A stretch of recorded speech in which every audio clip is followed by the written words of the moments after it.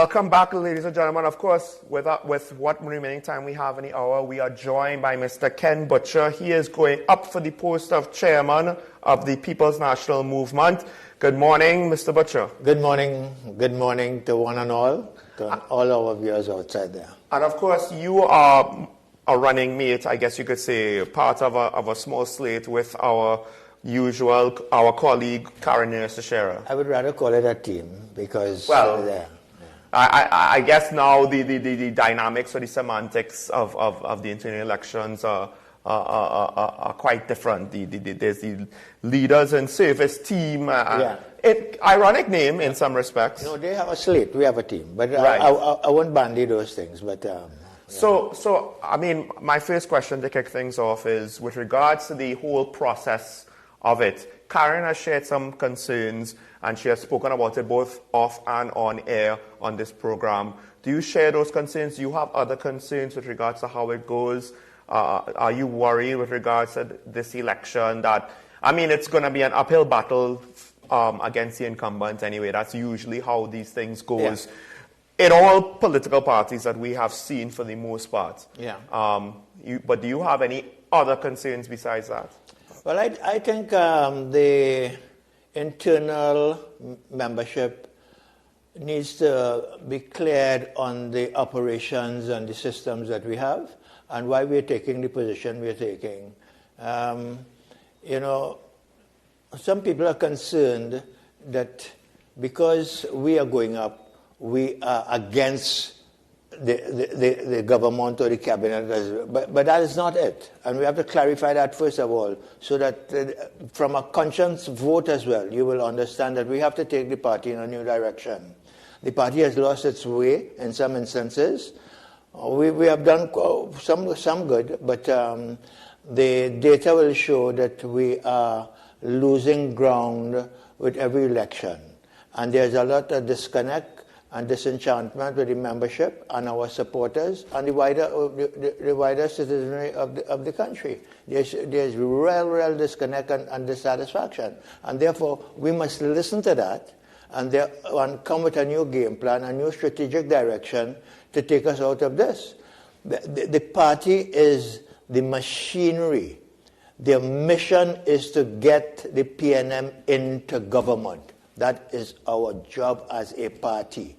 And therefore, as chairman, once I become chairman, I think we have to move it in the direction that we have to run the party as a business.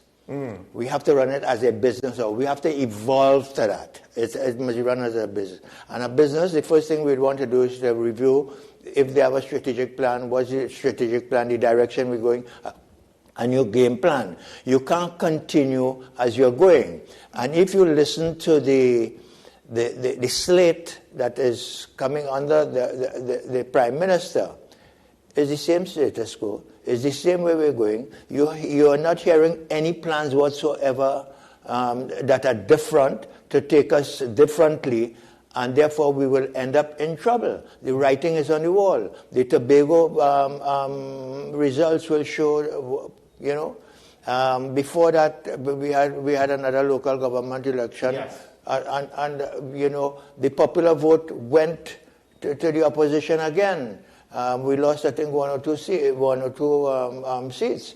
But at least one that was thought to be a safe PNM seat, I think. Right. So that we are going downwards. And we see that we have to try and come and contribute based on our experience, based on our knowledge, and based on the time that we have to commit to the party.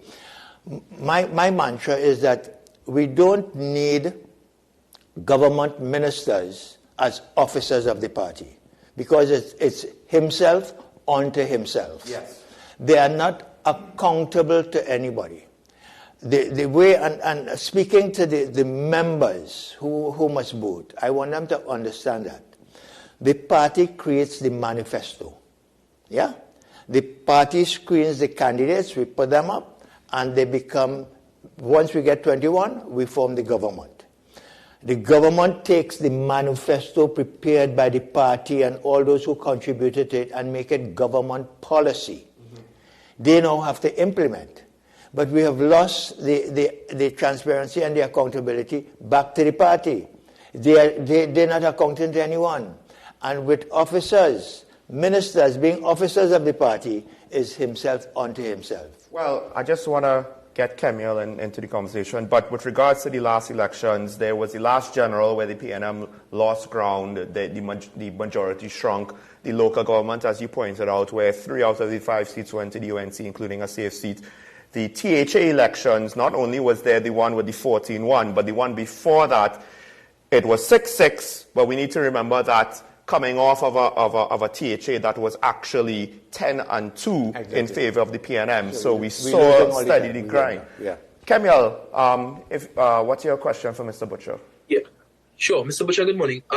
One thing I'd like to ask you, I keep hearing persons from your team, as you mentioned, say that the PNM needs to return to its original more. If you could just raise the volume for Mr. Butcher. Sure.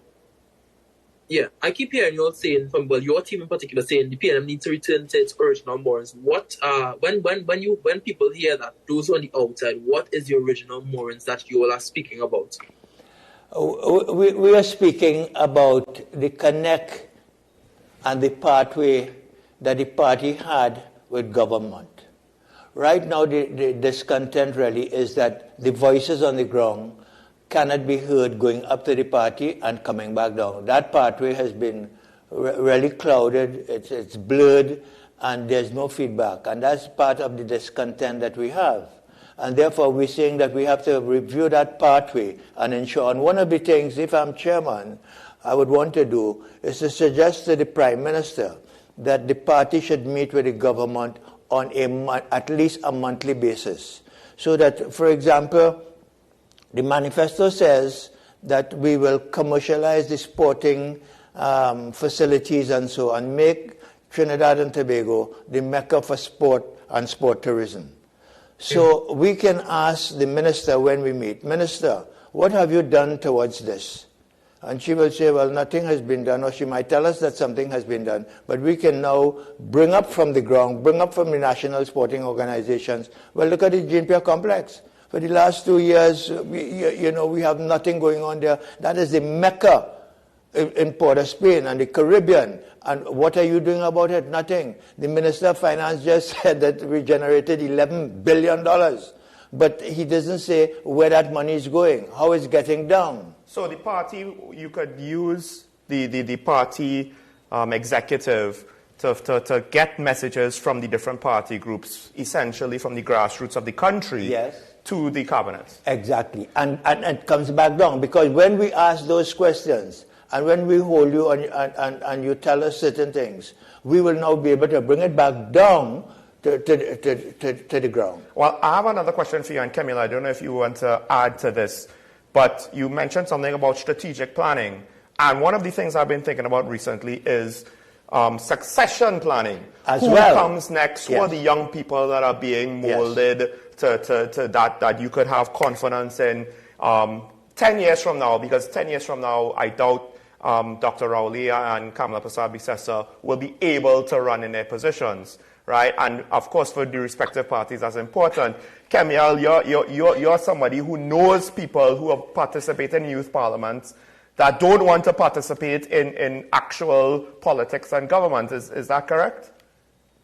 Yeah, you're absolutely correct. There are people who, because of the people who are at the top of both parties, and even those who are attempting to challenge those third parties, as we call them, there are people who are at the top there that the youth of Trinidad and Tobago just simply, they don't want there, not because they don't favor them, but simply because their level of politics or their style of politics isn't really what we need in Trinidad and Tobago.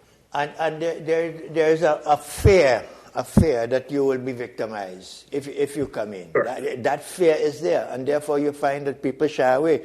Good people, who would want to contribute, they say, look, we don't want to get involved in that. We have asked people to come in, and they just don't want, because of the situation. And I'm saying, if we're going to run it as a business, we have to move in a new strategic direction.